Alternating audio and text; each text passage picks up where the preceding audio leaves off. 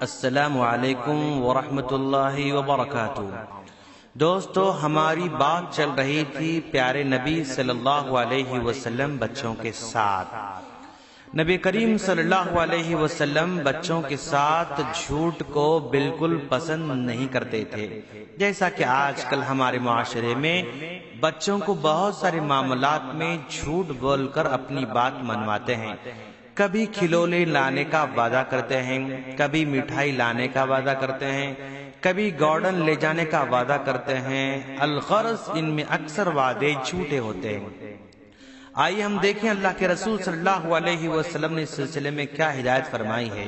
حضرت عبداللہ بن عامر رضی اللہ تعالیٰ عنہ کہتے ہیں کہ نبی کریم صلی اللہ علیہ وسلم کے بارے میں کہ میری والدہ نے مجھے ایک دن بلایا اور نبی کریم صلی اللہ علیہ وسلم ہمارے گھر میں تشریف فرما تھے۔ وہ کہنے لگی، آؤ میں تمہیں کچھ دیتی ہوں۔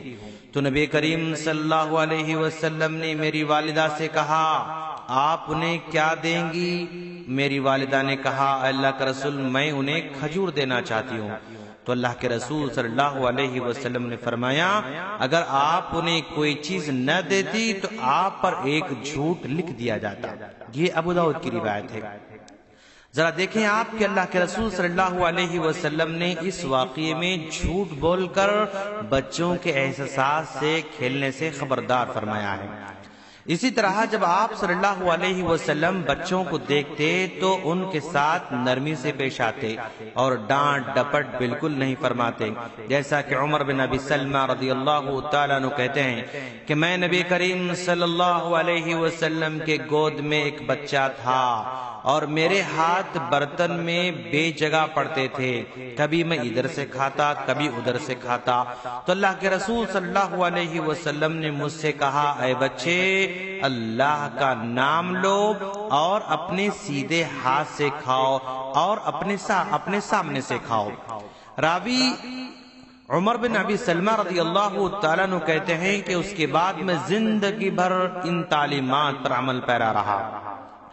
اسی طرح آپ دیکھتے ہیں کہ آپ صلی اللہ علیہ وسلم نے بچوں کی ان کے بچپن ہی سے بہادری، توکل جیسی صفات اپنی تعلیمات کے ذریعے سکھائیں۔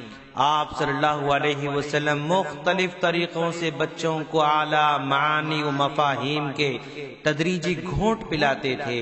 آپ صلی اللہ علیہ وسلم کبھی کبھی بعض بچوں کو، جیسے حضرت عبداللہ بن عباس رضی اللہ تعالیٰ عنہ، حضرت عبداللہ بن عمر رضی اللہ تعالیٰ عنہ، ان کو اپنی مجلس میں اپنے صحابہ کے ساتھ بٹھاتے تھے تاکہ وہ سیکھیں اور ان میں پختگی پیدا ہو جائے، جیسا کہ حضرت عبداللہ بن عمر رضی اللہ تعالیٰ عنہ کہتے ہیں کہ ایک مرتبہ کا ذکر ہے کہ ہم نبی کریم صلی اللہ علیہ وسلم کے پاس بیٹھے تھے، آپ کے سامنے کھجور کا ایک گچھا لایا گیا، جسے دیکھ کر آپ صلی اللہ علیہ وسلم نے پوچھا، درختوں میں ایک ایسا درخت ہے جس کی مثال مسلمان کی سی ہے، بتاؤ وہ درخت کون سا ہے؟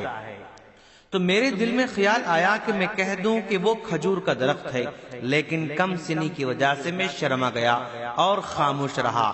آخر میں نبی کریم صلی اللہ علیہ وسلم نے فرمایا کہ وہ کھجور کا درخت ہے۔ اسی طرح ایک مرتبہ حضرت عبداللہ بن عباس رضی اللہ تعالیٰ عنہ، جو کہ ابھی چھوٹے ہیں اور آپ کے ساتھ سواری پر آپ کے پیچھے سوار تھے، تو آپ نے انہیں سادہ مفہوم پر مشتمل پر اثر کلمات کی تعلیم دی اور کہا، اے بچے، میں تمہیں چند کلمات کی تعلیم دیتا ہوں، تم اللہ کو یاد رکھو، اللہ تمہاری حفاظت کرے گا، تم اللہ کو یاد کرو، تم اللہ کو اپنے پاس پاؤ گے۔ جب کچھ مانگنا ہو تو اللہ تعالیٰ سے مانگو، جب کسی چیز کی مدد کی ضرورت ہو تو اللہ تعالیٰ سے مدد مانگو، اور جان لو کہ ساری دنیا مل کر تم کو نقصان نہیں پہنچا سکتی مگر اتنا جتنا اللہ نقصان پہنچانا چاہے، اور ساری دنیا مل کر تم کو فائدہ نہیں پہنچا سکتی مگر اتنا جتنا اللہ تبارک و تعالی فائدہ پہنچانا چاہیں۔ دوستو غور کریں کہ کس قدر بڑی باتیں اللہ کے رسول صلی اللہ علیہ وسلم نے ان چھوٹے چھوٹے بچوں کو سمجھایا ہے۔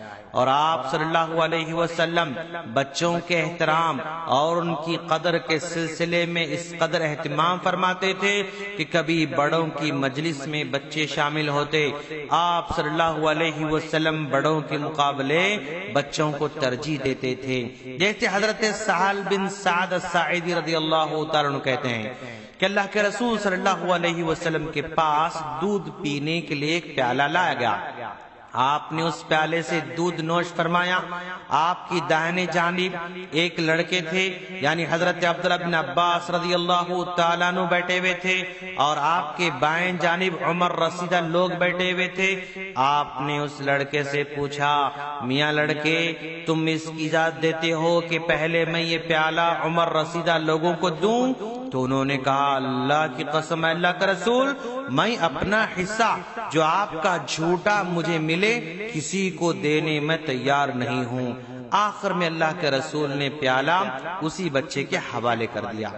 آپ صلی اللہ علیہ وسلم نے ایک ساتھ دو امر کا خیال رکھا، آپ نے بچے کے حق کا خیال بھی رکھا اور اس سے اجازت طلب کی، نیز آپ نے بڑوں کے حق کا بھی خیال رکھا اور بچے سے مطالبہ فرمایا کہ وہ بڑوں کے لیے اپنے حق سے بری ہو جائے۔